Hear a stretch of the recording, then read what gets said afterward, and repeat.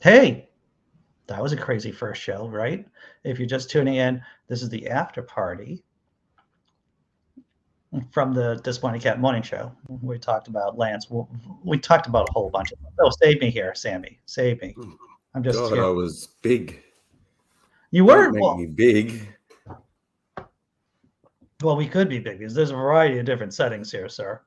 So, yeah. So we're live, of course. Hello, everyone. Canard, Shamla Hamla, Shamla Hamla. Yeah. So, Kalu Kalay. Just It's very difficult. working through that last story. Just I was trying to thinking breathe about. through it. Oh wow. So Jesse Bear says, "Sorry, I missed the cat show." Was building a huge cat tree for Blaze and Sterling. Oh, good for you. And Rage, how are you Hey, doing, what's brother? up, y'all? What's up? Rage. Yeah, I'm doing pretty good. How are y'all doing? Really? Because the last time I saw you on Twitter, it seemed like you were going through some hard times, brother. Oh yeah. It's a rough day. I'm waiting on a COVID test to come back for my daughter. Find out if I'm going to be quarantined for 10 days and not working and all that good stuff. Yeah. It's like a disaster economically. It's but it is what it is, and I got people that'll help me, so I'm not too worried about that. I am, she's type 1 diabetic, so even though her symptoms are mild, if she has it, I'm gonna be the worried dad for the next 10 days. So No, how can you not be? Right? yeah. How can But you not? hopefully she doesn't have it. I had something a couple days ago. Mine went away, hers didn't. And I had convinced my brain that, well, she probably just has what I had, and but talking to the nurse was like, nope, you definitely with those symptoms need to get her checked. So now I'm like freaking out. Yep.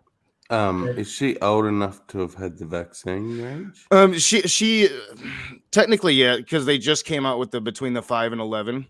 Mhm. So I was like planning on actually Saturday I was going to take her to get vaxxed, but now if she has it, then she's not going to be able to right away. Right. But if she doesn't, if she has it and she can't get it on Saturday, then I'm going to get her vaxxed when I go for my booster, because I go for my booster in like 2 weeks. So Good. if I can schedule it at the same time and she can see Daddy get it, then she won't be so freaked out. Yeah. Yeah, I hear you. I hear you, dude. Yeah, sorry to hear that, Rage. You've gotten the shit end of to say that you've gotten the shit end of the stick throughout for the last 2 years with this pandemic would be an understatement. Yeah. I got COVID and I got the long haulers, which was unfortunate. And I think like when we took the masks off, I don't know how often you guys got sick, but I've been sick pretty seriously 3 or 4 times since, with everything underneath the sun. So yeah, it has been pretty rough, especially if you're living kind of paycheck to paycheck. I don't usually necessarily live paycheck to paycheck anymore, but once you miss a couple days for this or that, then you're right back to that paycheck to paycheck. And now it's like, wow, if it's 10 days, like what the hell am I going to do if I can't work for 10 days? Yeah, dude. Yeah. There's no like federal help anymore. Like back in the day, you could just claim unemployment and you'd be compensated, but now you can't do that. Now it's back to America. Yeah. What's up, Kelvin? So, Man in Back to the shadows. good old days. but there's resources out there. Morning, So y'all. I'm not too worried about that. I'm more worried about her having it, and then being stuck in this house for 10 days again, not being able to leave. That's gonna suck. Yeah, dude. I hear what you're saying. And my heart goes out to you. I hope you, kid. I hope. When are you getting the test results for your? Should be sometime today. I'm really hoping it's before I'm supposed to go into work today, because that kind of puts me in between a rock and a hard place. Okay. Because if she has it, technically, which I don't think my boss, we work in the food business, so he's going to want me to stay away. But if they need somebody and he insists on me coming in and I don't have her test back saying that she has it, technically I have to go in or I get points, so. But I don't think that they would do that. Like we are in food business, and you definitely don't want a potential of spreading COVID around the public. So I don't think that's going to be much of an issue. But I would really like to get it back today before 3:00, before Sure. that might be before I have to talk to my boss. And but still don't have this test. What do you want me to do? And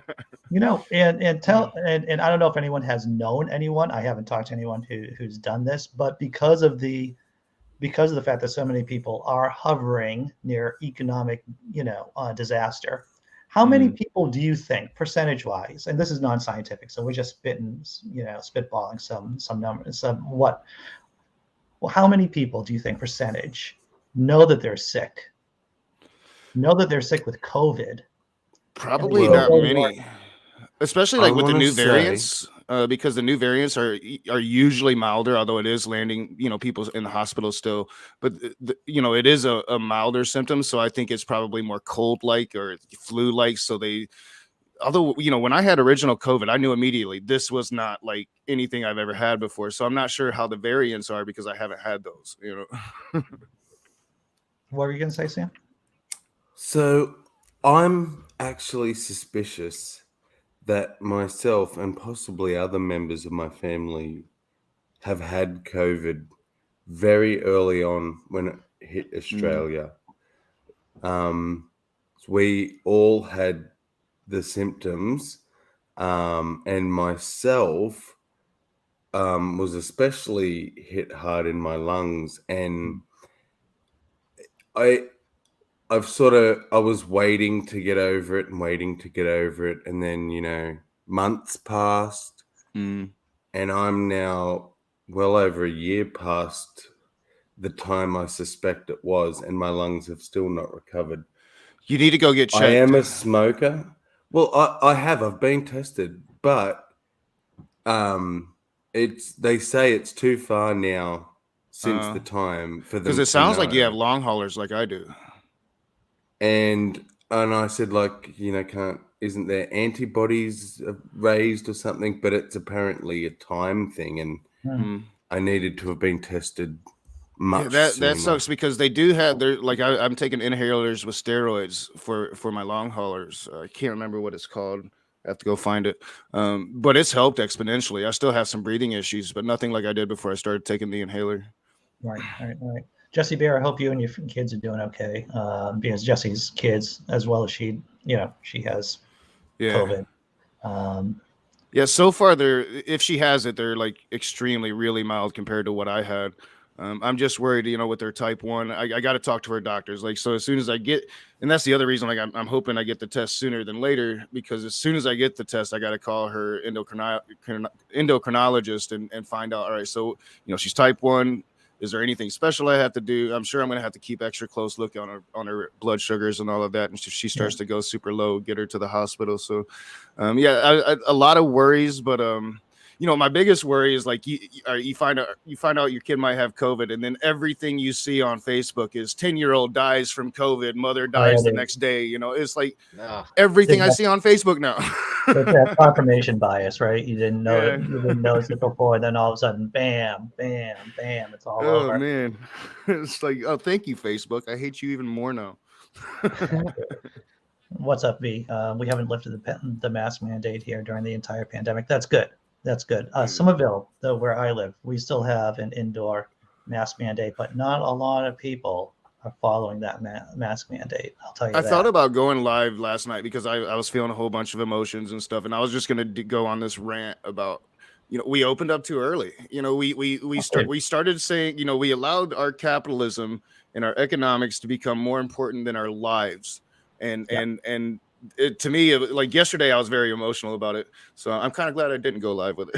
Well, it's the same thing about, and I'm not the first person to say this, but right after 9/11, right, you sent all those guys, you sent all those people, first responders, sifting through rubble. And after the initial, we got to get people out of here. We got to get bodies out of the rubble. I mean, it was known that, or it would be obvious to see that it was not safe to be in that area because of all the, all the debris, all the crap in the air. But yet, because we needed to make money, capitalists needed to make money, you just sent people back living there. What's up, Jesse Bear? Hello, how are you guys? Hey, what's up? Hey, Jesse. Excuse my voice, and if I start coughing, I did start a steroid for the coughing, which seems to be helping. That's good. That's good. Yeah, and that's the thing. Can They do have a someone- whole bunch of treatments now that they didn't have when I had it. That makes it a lot easier to stay at home and not have to end up going to that hospital and getting on the ventilator. Mm. Yeah, I did end up in the ER this past Sunday, because I was sleeping so much. I got myself dehydrated. Yeah. Mhm. So I had to get an IV, and they did give me, gosh, I forget the name of it, but a shot. They said it was like hopped up Advil, like for pain, because my back and my chest actually were like the muscles hurt so bad from all of the coughing. And I'm sure you felt that as well. Oh And yeah, that did yeah. help a little bit, so I could at least sleep that night without Yeah, and that's tossing and the turning. if you get a bad dose of COVID, that's what people don't realize. Like you're out. I was sleeping sometimes 16 hours a day. Like you're just sleeping all the time, and then you're coughing all the time. Yeah. So yeah, your chest muscles they become inflamed, and it's just atrocious pain. It's almost unbearable. Yeah, and I'm fully vaccinated. I was vaccinated at the end of the spring. So when my toddler, her daycare said, oh, there was a confirmed case in her class. You guys have to quarantine for 10 days. I'm like, oh, I'll take care of her. I'm vaccinated. I'm not going to get super sick. And here I am, the sickest one out of the lot. Yeah. Yeah, and that's yeah, sometimes those vaccines just don't work for everybody like they should. Because technically if you had your dose, it should have been milder than somebody that didn't. But breakthroughs, and I think they're still figuring this thing out, because usually, if you get the flu, you get the flu. It doesn't matter, how much you breathe in of it. But with COVID, it does seem to be different. People get different doses of it, and that's the really weird thing about it for me. Is I've never really noticed that with illness before. I'm muting when I cough so I don't blow out everybody's ears. So, okay. Just so you guys don't think I'm hitting the button for no reason. Try not to bust your ears. But well, and it's funny because I had a negative test too. When I got tested, my test came back negative. My toddler's test came back positive, and then when I went back to the doctor's office, they were like, "Oh, you have a false negative." Yeah. Was it? And was it a at-home test, Jesse? No, it was the longer one that they do at the doctor's office, because they have like a separate, like, they sectioned off part of my doctor's office for anybody that thinks they might have COVID, so that you're not exposing people that are just like, getting a checkup or whatever. But yeah, and they're like, oh, well, you obviously have COVID, but I didn't lose my smell or taste. Yeah. Yeah. Which is, I'm like, okay, well, I guess that's good. Yeah, and that's one of the things with my daughter, because she wasn't running much of a fever, and she didn't lose her smell or taste. And the smell or taste thing was the thing that I remembered most about my COVID. I couldn't taste anything. So I'm like, oh, you don't. I was able to use that to convince myself that she didn't have it. And probably got, I should have got the test a day before that I actually did. I would know by now if I'd have gotten the test on that first day instead of listening to myself and allowing myself to rationalize. And I feel like with kids, the symptoms are so different, and the range is even bigger, because every adult I know before vaccination that got COVID, they all lost their smell or their taste or both, even if that was all that happened to them. But yeah, I lost don't both. know I don't like my nephew who's had COVID last year. He lost his smell and his taste, and he had a runny nose, and that was it. And then like, I have 3 kids. One of my kids had a runny nose and a really bad cough. It's my toddler. And then the other one you wouldn't have known he was sick. And then my oldest, all they had was super mild sneeze. So it's just like this big range. And my toddler, like, they're technically like better, but the cough is still lingering for them, but not nearly as bad as mine. Yeah, the cough usually is the last thing to really go. And like I said, I never really lost mine because I had the long haulers. So after about 6 months of like, man, this cough is just not going away, and I have no energy, I finally went back to the doctor, and that's when they diagnosed me with that. And they started giving me, they have things for it, but I still don't think that they fully understand the long haulers yet. Oh yeah, They're working it out as they go. Yeah, they're trying to figure it out in real time. And I think it's only like 20% of people get the long haulers. So like the vast majority of people that get COVID don't have the long haulers like some of us do. Right. And and not only because this is America, this is the United States of America, and because we have our wonderful healthcare system. So not only do you have to deal with the sickness, but you have to, and in case you do have long COVID, now you have to start wrestling with your insurance company. Mm-hmm. Yeah. There's already been some issues trying to get my inhalers because I've got like 6 of them, and now they're putting me on this breathing machine, and the insurance company really doesn't want to pay for that. Yeah. So I'm probably going to be calling them for a couple hours today, hashing things out with them. So it becomes a hassle. Yeah. John Hudson was saying that he has 18 months later and he's still tired. Mm. Yeah, I've never gotten my energy back. I have to force myself to work. And it becomes quite a chore because every part of your body's like, no, I do not want to do this. And I know Yeah. this. I remember having mono when I was much younger, and that kept me on the couch. That kept me in bed for quite a while. It sounds like that kind of energy loss. That's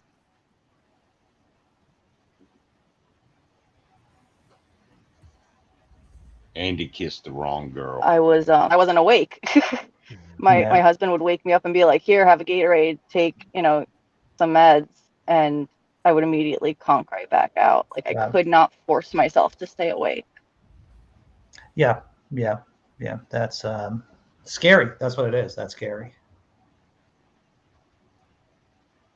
Yeah. Oh, I'm sure we all And have. definitely from listening to y'all, I haven't gotten it.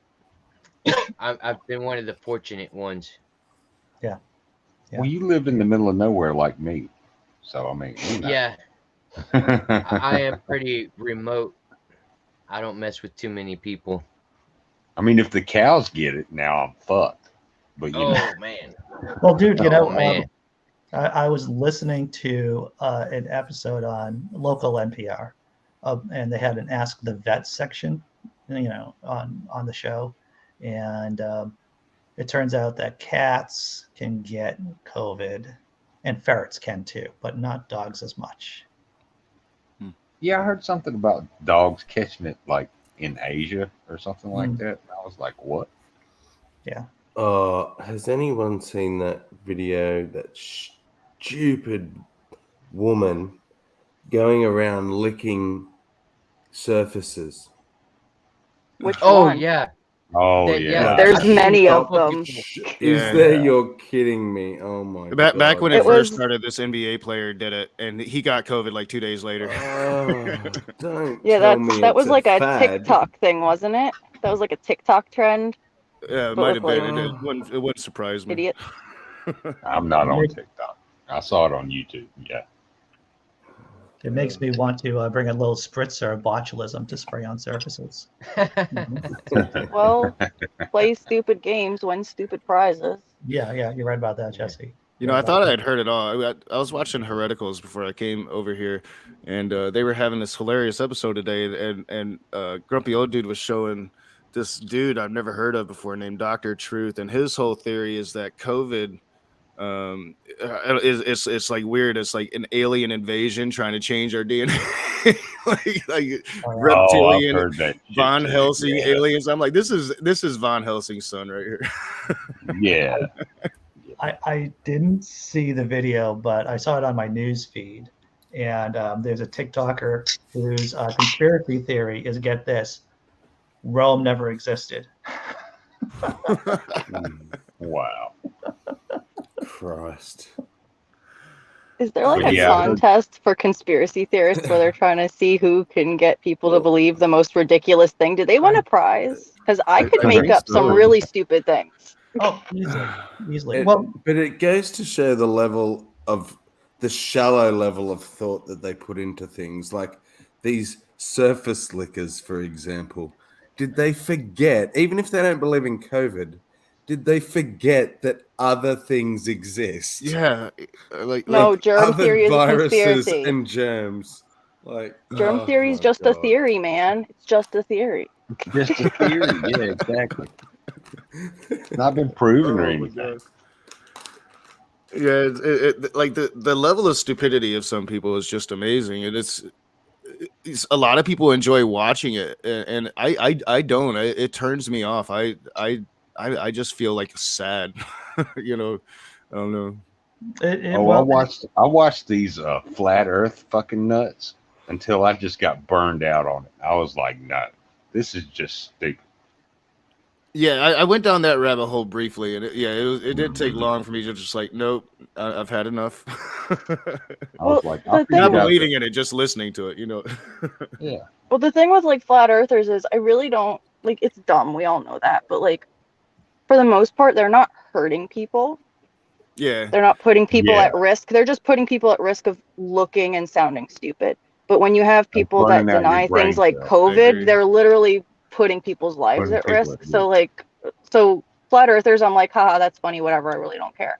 But when you get COVID deniers, I get really angry because it's like Oh, when you're you not get any just kind of you're putting people at anti-vax, risk.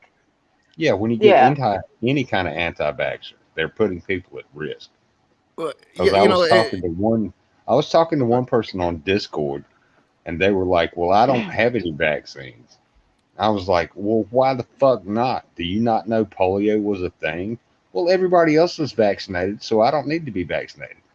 And I just fucking head dissed, like hard, like fucking hard, like they were almost like brain damage hard. they were Yeah. misinformed about herd immunity from their political side from the very beginning. Oh, So sure. yeah, they think if 80% of America's vaxxed that they're good and they don't have to worry. You know, the That's thing not that how it works. frustrates me the most is that like they claim that we here on the left we're so evil, and yet we're literally trying to save their lives. They're mainly the ones dying right now by like 2-to-1 ratio because their political leaders told them not to get vaxxed, and we're sitting here like trying to save their lives, and they think we're evil for it. Well, and the problem too with being like, oh, well, herd immunity, so I'm good. No, because these people tend to congregate in pockets. Yeah. So, like, even if you look back within the last 10 years, how many pockets of measles outbreaks have there been? And then somebody goes from a pocket that's got all these anti-vaxxers and their kids all have measles, and then they go to Disney World, and then, you know, it becomes national, or they go to whatever big public place. It drives me nuts. Like, I live near an amusement park, and we had season passes. When we had our youngest, we canceled them because she was too young for her MMR, and I didn't want her to get sick. You know, Can I anti-vax point is out fairly too new. that- Like, do you guys think that like back in the day, you know, when polio was crushing the world or smallpox was crushing the world, like was there this like side of people that didn't want mandated vaccines? Because isn't that how we like eradicated polio? It wasn't like, oh, you could or you couldn't. It's like you had to do it. What are we going to say? 420. In answer to what you were saying, there was, unfortunately, even at that time, my own religion used to preach against vaccines, that they were disgusting, toxic things of the devil, designed to, you know, infiltrate our bodies and make us impure and all this rubbish. But I wanted to point out on the 80% thing. I think a lot of people hear 80% and think, oh, sweet, 80%. My brain hears 1 in 5 people around me are not fucking vaccinated. Yeah. And that's Well, that's if we're because you're evenly smart. and that's if Three-fourths we're of my evenly family. spread out. But when you add into that the fact that we pointed out that they like to congregate, it's not 1 in 5. It's probably in those groups, it's 4 out of 5 aren't vaccinated, Yeah. which means Oh yeah. that's why they're dropping like flies. Oh yeah, and that's why like the numbers here in America show like red states it's like 2 to 1, man. You know, in states that your politics is telling you not to get vaccinated, they're dropping like flies, and also the virus mutates. It mutates as we fight against it. So, you know, evolution.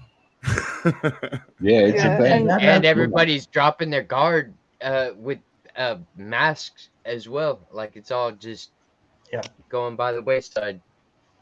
Oh Well, my and God. to go- I went to Walmart yesterday and got me a new computer, and I didn't get an HDMI cord, which is what I needed to hook it to my monitor. But anyway, I digress.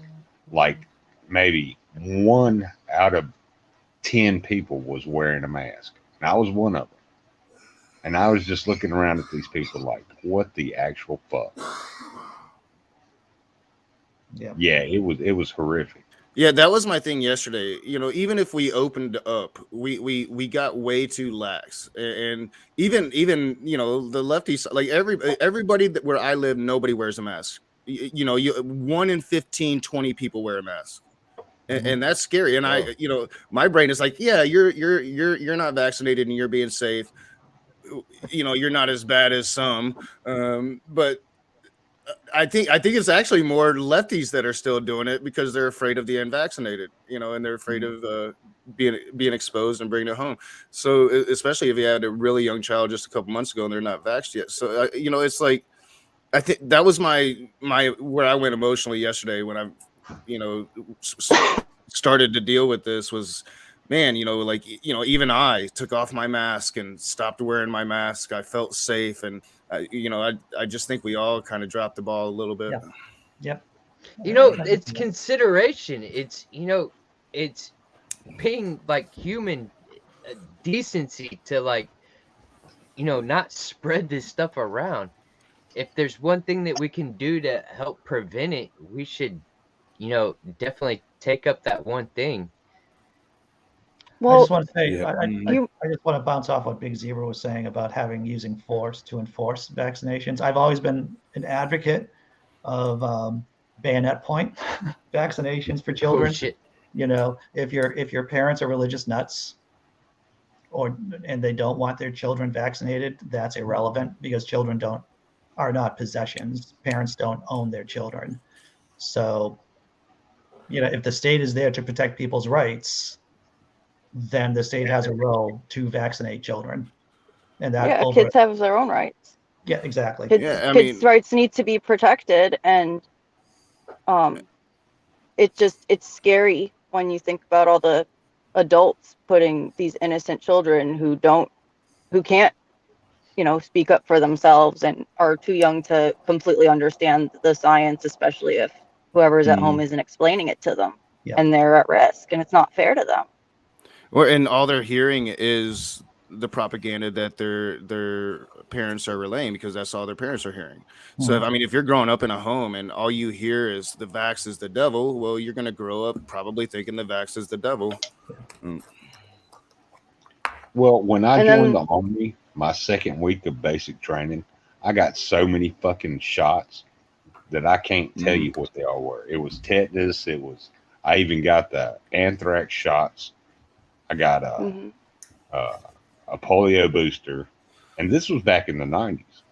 So I mean, they've always tested like the crap on the military first. You know, that's kind of sure. You know, sure. You're like the little lab rats. You know? Well, this is how you exactly. My husband is a veteran. I will say he gets the least sick out of any of us. I'm like, it's all his extra vaccines. Yeah. He's had malaria. I think a smallpox shot. That right-wing argument about the military, that's just weak. Like it's like there's no argument for the military not to take vaccines. That's part of their job. They have to, just in order to be in the military and to go into certain parts of the world, you have to take vaccines, you know. Well, that just shows you that mandates work. You know, the U.S. military has vaccination rates over 90%. You know, you tell people that this is what you have to get, this is what you have to do, and there are real consequences. most people will fall in line. Mm-hmm. Well, you know, people Yeah, in the military isn't also it don't show even? up late to work because there's consequences. Yeah, I think I got an old school Trumper to turn yesterday. I went and picked up a bag of weed from a Trumper, and we got talking about it, and he's like, tell me what you think about the vax. Really like honest, like first time he's ever been like asking honestly. So I told him, I was like, dude, all the numbers show that Trumpers are dropping like flies. Just go look at them. The vaccine works. Whatever you think about it, at this point. A year into doing the vax now, people aren't dying by the billions. This thing isn't going to hurt you, it's going to protect you. And if you just go look at the numbers, he messaged me a couple hours later, he's like, you know what, I actually went and I looked at what you was talking about, and I think I'm going to go get my vax. And I'm like, holy shit. You should follow That's up. awesome. You should follow up with him, Rage, because we've I learned, definitely will. because that's the thing about behavior change and opinion change. What a nice ring. When people do change their opinions, Patrick Rex, can you mute that? But when people do make opinion changes, they have a tendency of regressing back over time. So, Yeah. and follow up is important. Yeah. Oh yeah, I'm definitely gonna reach out to him. He is not my regular guy, but Right. I'm definitely gonna reach out. You still thinking, or maybe I'll even offer him to come with me when I try to schedule the same day I get my booster, dude. We'll go together. Yeah. No, that's good, dude. That's good. Yeah. Well, and I Never think the way happened. you I've never delivered been it able to was, convince one of them before. I think the way you said you delivered it was just very matter of fact, not standoffish. And I think that's the problem a lot of us Yeah. run into is we are also emotionally, at least myself, I think, and people I know IRL, like we're so emotionally exhausted from all the BS that when you get into that conversation face to face, you just can go into attack mode. And the way you did it, which from what you said was very just like straight to the point. Hey, you look at the numbers, like it's all good. And that actually did create a change. Yeah, and I tried to reach middle ground with them too. I think that was like the most important thing I did. I was like, hey, dude, I was hesitant as well. I had COVID, I had natural immunity, I knew that I was safe, so I didn't have to go get it right away. I could see, how it was acting with people. So no, I understand hesitancy, but at this point, the numbers are clear, and there's really no reason to be hesitant. I do think, and to kind of what you're saying, Jesse, it's not just from this pandemic era, but it's from the Trump era as well. Like we're just so fed up with nonsense at this point that it becomes reactionary. I'm guilty of on my channel all the time with it. It becomes this just reactionary thing that's not healthy and it's not helping. Right. That's the thing I see with their news from the right and people who promote the right talking points is they attack people who are acting emotionally, Oh yeah. it like getting very emotionally involved with their argument. It in a way it does kind of make you look like can make a person look childish in a way, but also it kind of looks like a person who's pushed to their wits end, but Well, that's how the right likes to. I think that speaks to our society and especially to our man culture, how we teach our men not to be at one with their emotions, and to push those emotions down. And especially if you're a man, but if you're a woman and you're showing emotion, you're going to be judged for that too in this man's world. I think it's our society that has kind of like just told us men are not supposed to be emotional, so, and yeah, I think it's a deep inner issue within society that is systemic, and it's going to take a long time to fix. Because I think we should be in touch with our emotions. We shouldn't be afraid, especially if you're passionate about something. Show that passion, because I think that as long as it's done healthy, and trust me, from a dude that does it in the negative way all the time, if it's done in the healthy way, it's a righteous thing. But it's a fine line to walk. But I think men should be more in touch with their emotions and not afraid to express them. And you can see why there is so much blowback against woke culture, or being woke. It's because you have these testosterone poisoned people, right? That's like, things are changing and I don't like them. You have to be male, like the way I tell you to be male. And I totally agree with you, Rage. Well, and Rage, to to build off that, it's as a cis female, the only emotion I see acceptable for adult men, and even, when I, see my kids playing, like, it's anger. Boys and men, the only way you are allowed to act is angry. I That agree. is the only negative emotion you are allowed to outwardly express without being, told, Well, it's the and it's the like, only oh, you're gay, or don't act like a girl, or only girls yeah. cry. Yep. Like, I hear little kids doing that, and I don't let my kids do that. I'm like, no, people cry. It's okay to cry. It's okay to be angry, Mm-hmm. and it's okay to So, feel sad and all these things. And that's the worst part of the toxic masculinity that, messes everybody up. Because, like Yeah. you said, so if you do it in an unhealthy way, anger is the only way you can be passionate in society and not be made fun of. Yeah. Mm-hmm. so Oh yeah, our people love rage. government had this They don't put like it out when I'm all this emotional. our government put out this series of ads, PSAs, whatever you want to call them, about that very thing. So it was just scenarios of like little boys in different scenarios. So playing ball or something, and one of the dads yells at the boys, "Oh, you throw like a girl." And then another scenario, this boy pulls this girl's hair or hits her or something, and the mother turns to the other mother, and the mother just goes, "Oh, it's just because he likes her," or Yeah, something like that. exactly. And Yep. it's all these things that you witness every day that people think are okay, and trying to point out this is what's wrong with our society.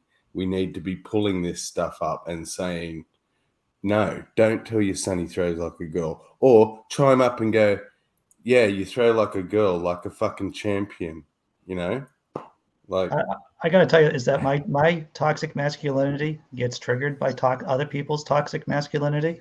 mm, I gotta like lower the volume on my responses. That's what I need to do. You've seen me kind of like Oh pop yeah. a couple of times, and it's like, no, Andy Hall, you should be just a little bit more circumspect. I've struggled with that, Andy, the entire time I've been on YouTube, and I fail miserably at it, but I still try to work on it.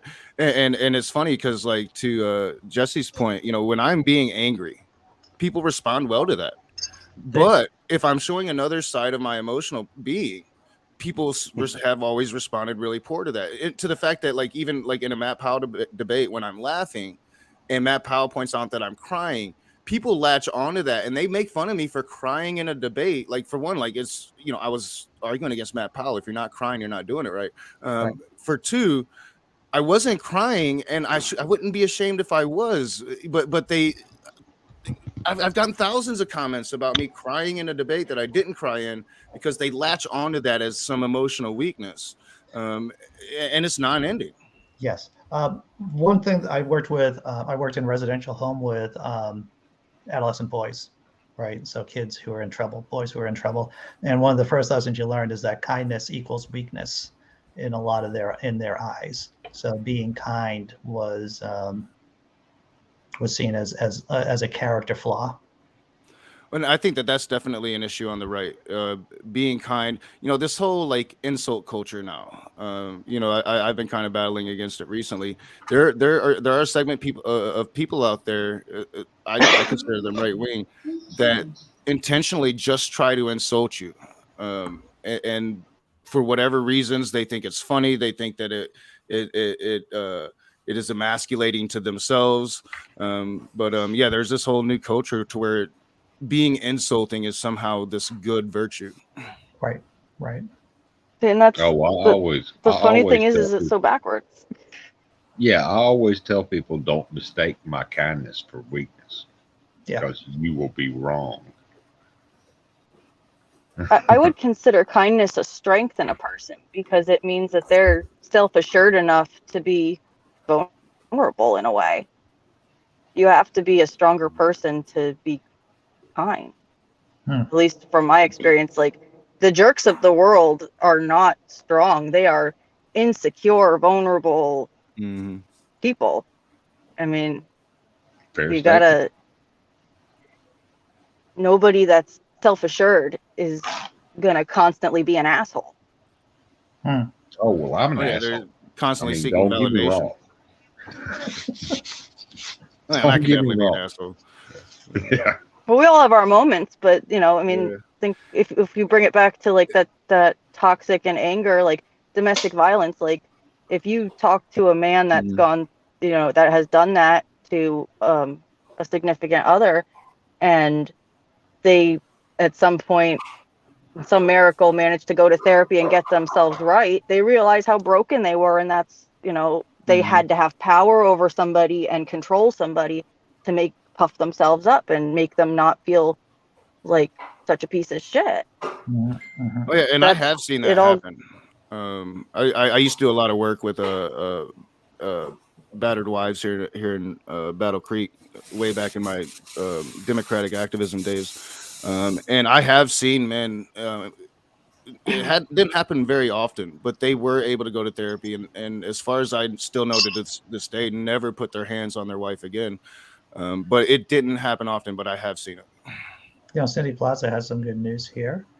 I have a good chance to teach my critical thinking course at a university soon. And I also met someone else with whom I'm going to create an association for the same purpose. That's great. Fantastic. Congratulations. Awesome. That's awesome. Excellent. Yeah. Do you have a version of the course for small kids or for kids in primary education, like in grade school? I'd be curious about that, because I found absolutely. because as a parent, I've had to fucking do that all on my own when my kids were younger. I would take a book on that for kids. Aaron Ra and Professor Dave. I was watching Aaron Ra interviewed Professor Dave on his channel, and one of the audience actually posed that question to both of them because they both create content for students. Right. So, and they both said the same thing. They're like, "Oh, we sort of only deal to older students." That's wrong. because it's just like how you got to take page books. You got to take the page from the playbook of faith, basically. And no matter how badly that tastes in our mouth, it's that Jesuit saying, right? If you get a kid before 7 years old, they're going to be a Catholic for the rest of their lives. Paraphrasing that, but you got to give kids the toolbox. Very, like, for an example, one day I was sitting at the table with my young kids, and we were talking about the nature of bullshit, or extraordinary claims require extraordinary evidence, right? So I had my hat on. Well, I had my hat off, and then I put it on my head. It's like, so, Al,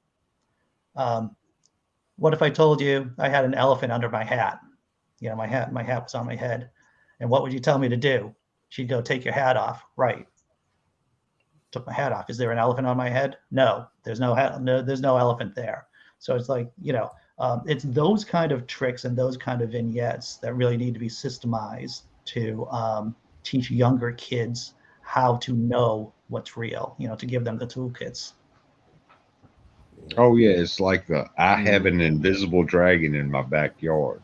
Exactly. It's there, but you can't see it. Yeah. Well, and it's easy I to agree. use. I made that mistake. Oops, sorry. I was just saying I made that mistake with my kid. I for one, I didn't want to fight with her mom. I had gotten custody, and her mom had certain rights. I didn't want to fight with my own mom about it, so I let my kid go to church. I didn't. I always said I'd save that for later. I'd sit down with her and talk about it later and let her make up her own mind. But unfortunately, her mind's already been made up. So, I really feel like that's a misstep I took as a parent when my child was younger. Well, what's up, Cindy? Hi everyone. How you doing? Yeah, I just wanted to complete what you just said about teaching critical thinking to kids, and the first step I would take is to teach intellectual honesty to children, and that's a big part of critical thinking. And that's very, very easy to teach to children. So that's why I think we should start with this. And it's pretty easy to do it. You can do it with small exercises, with with the small games, just like the example you gave. So yeah, intellectual honesty is the first step to teach critical thinking to children. That's That's actually like the big reason why I am an atheist, is because I have to be honest with my intellect. I cannot tell myself or pretend that that stuff is real. That's an awesome statement. I agree with that. So I'm sure I've told you this story before, you, the audience, people who are watching. So my kid came home, the same kid, in elementary school, and she made up this syllogism. She goes, magic isn't real. Santa is magic. Santa isn't real. And then she said, magic isn't real. God is magic. God isn't real. Yeah, I remember you telling this. It's awesome story. Yeah, it's a great. I love that story because it's true, and you see that kids will think about things deeply if you give them the opportunity to think about things deeply. Yeah. And I like to use, just building off the Santa Claus thing, like with my kids, like I've never said I know for a fact Santa is real, but we do, secular Christmas with a tree and presents and stuff. And anytime my kids ever ask me, is Santa real? I go, I don't know. What evidence do you have? Yeah. And they'll be like, well, I have presents. And they slowly realize, and then they're proud of themselves that, oh, Santa isn't real. Santa's an idea, a nice idea. Like the biggest one, and I feel the most important one, but the hardest one to broach with your kids is death. And the need to tell them that, they're gone somewhere else. They're just gone somewhere nice. Yeah. I have a 17-year-old going on 18, and he was my experiment baby, my guinea pig.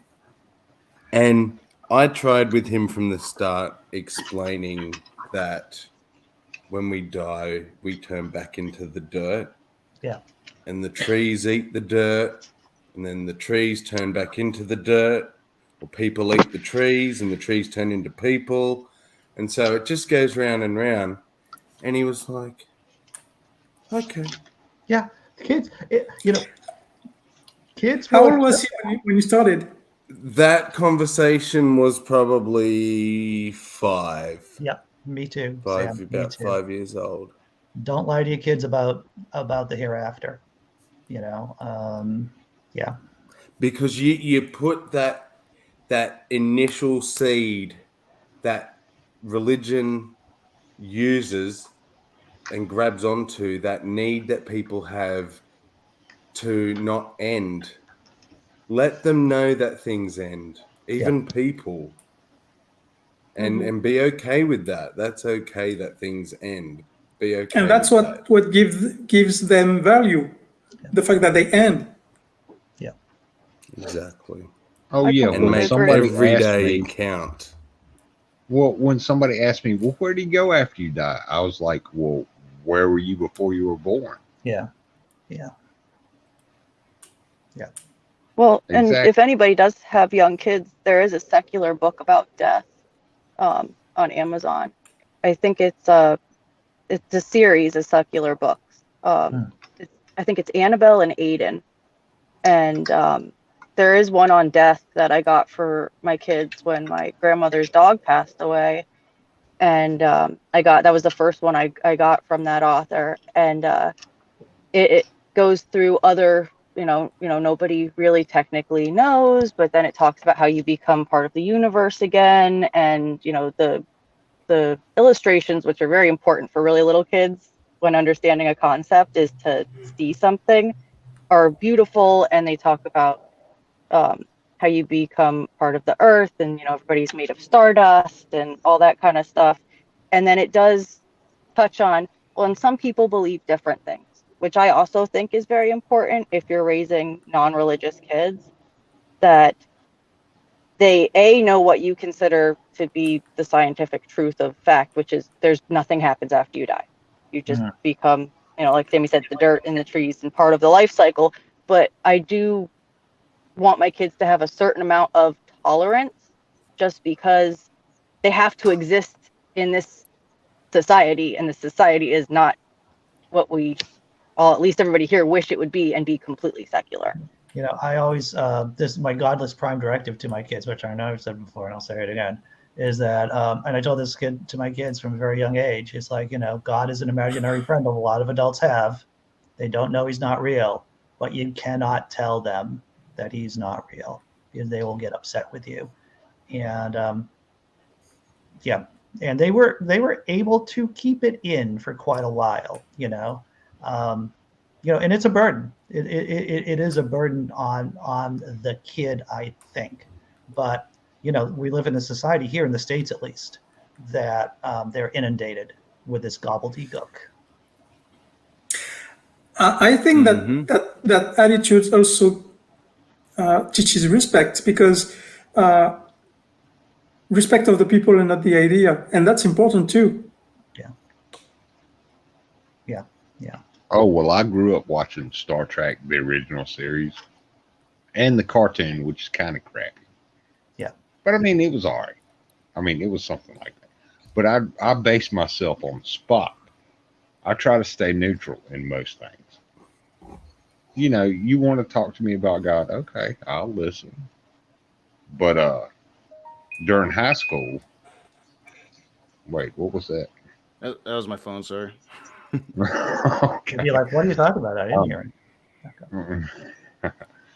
But yeah, and I was like, no, I don't really believe in God in high school. And oh, well, you must be a devil worshiper. Well, no, I don't really believe in the devil either. So, I mean, I got put in a box. Yeah. So. Well, that's what the other side wants to do to us, is to put us in these small boxes, right? So that our ideas, our memes, don't spread. Wait, to a deer? Wait a minute. Where's my shotgun?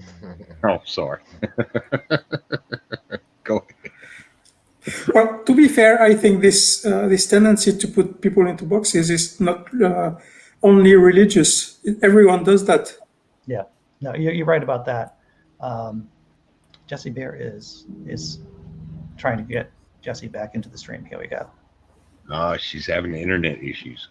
Internet issues. Yeah. My Wi-Fi hates me.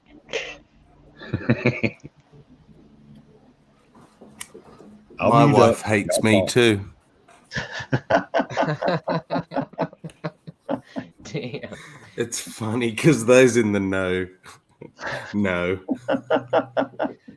I was married for 20 years. I understand things. Oh, my condolences there, Andy. Yep. I'm yep. sorry. I'm Yep. sorry to hear that. I'm better now. I'm happily unmarried now. I'll have to say that when I am hanging, because there's a lot of young people at where I work, and one of my main goals is not to come off as the old cynical dude or to shit on their hopes and dreams. That's really a goal I have. So if anyone who's watching this, I'm going to try to contain myself a bit and tone it down. Oh, fuck it, man. Go for it. Be the old It's cynical your party and you'll cry if you want to. Yeah. That's right. Well, you know, Michael King, President is looking at you with his googly eyes.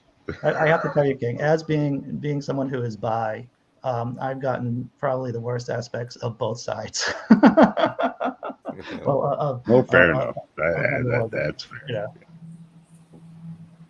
Can't hate marriage if you don't participate. Right. Exactly. I'm just That's why I've hiding in never the been corner. married. Yep, I've never just been married. hiding either. It took me a while, and I understand that there are actually happy people in the world that don't have a mental illness. Like they're just happy because they're happy, and that's okay, right? I've been able to wrap my mind around that, and I also wrap my mind around that there are people in happy and healthy relationships who are married. I've been able to wrap my mind around that too. That's been a journey. That's a brain disorder. I've been with my husband for 10 years. Oh, good for you. You possibly just had a stroke, Andy. Maybe. Maybe. See, looking at my dad's marriage now from the outside in, now that I've been outside of it for 20 years, it looks like he has the perfect marriage with my stepmom, and I'm sure that they're great. But when I lived there, it was hell underneath that house. So like sometimes I'm like, yeah, they seem happy, but are they? Yeah, you want to see some kind of peer-reviewed literature on it, right? Yeah. Oh. And Being my bitter. mum and dad were estranged for 20 plus years. He slept on the lounge, but they wouldn't fucking divorce because their religion forbid it. I saw this meme the other day that if you're in that kind of relationship, then you're actually in two dysfunctional relationships, one with God and one with your partner. Yeah. That's fair. Okay. That is fair. Well, and just as marriage in general, you like you said, Andy, you need people that are healthy, emotionally healthy. You can't have two, and I'd say the majority of people have something wrong with them because we're imperfect people raising imperfect people. Yeah. But like my parents have been together 38 years, and they've gone through some shit, and they've gone on hard times as far as their relationship, but they're both more or less emotionally healthy, and they don't have mental health issues. So when the shit hits the fan, they can actually, like you're supposed to, just talk about it and figure it out. Yeah. And the majority, and I'm only 32, but the majority of my peers that I see that have already gotten, they're on their second or third marriage, it's like, you're not doing that. Yeah, it seems to be, and it's a hard lesson. It was a hard lesson for me that I should be surrounding myself with people who like me and people who want the best for me. Nobody likes you, Andy. Get over yourself. Thank you, Clockwork. Aw. Reconfirm my bias. I almost feel like the odd one out. I'm like, I had a good example for a healthy relationship. And everybody else is like, what's that like? Well, I will tell you this, is that I am very happy in my relationship now. I've been with a girlfriend for 3 years, and she seems to like me quite a bit. I not only have a girlfriend who loves me, but I have a cat who tolerates me. So I feel like I hit the lottery. You really hit the lottery with the cat. I did. Yeah. The cat. I feel like finding a cat that likes you a little bit is harder. You mean you found a cat that will let you stay? Right.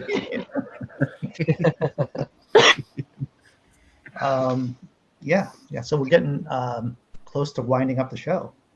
So does anyone have any announcements or anything that they got going on this weekend they want to talk about? No, I was on a quiz show this morning.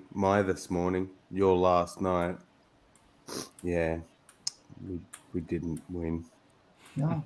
It's not. I blame my partner and his category choice. Fucking geography. Who picks geography?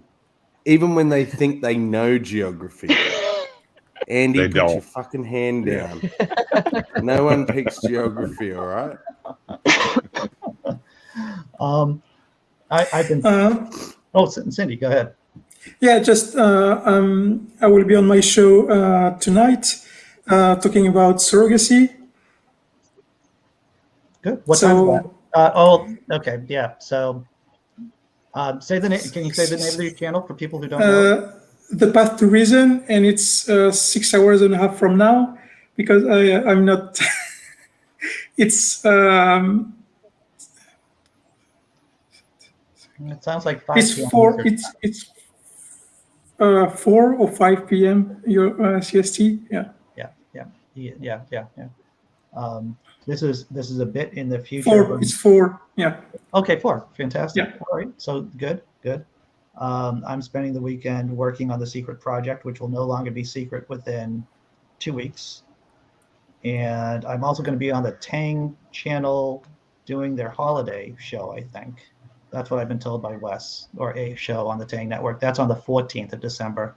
Seth Andrews is going to be there. Seth Andrews is going to be there, a couple of other people. So I'm going to be co-hosting, I think. That's what I've been told, Nice.